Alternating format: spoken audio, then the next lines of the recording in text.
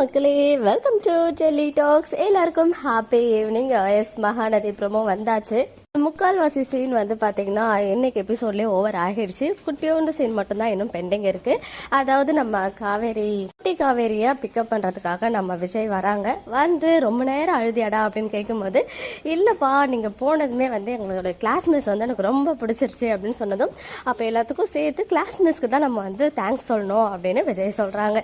So எப்போ இவங்க class மிஸ்ஸை பார்க்க போறாங்க, எப்போ தேங்க் பண்ண போறாங்க அப்படின்னு தெரியல. பட் அந்த மொமெண்ட்காக தான் நாங்கள் எல்லாரும் வெயிட்டிங்.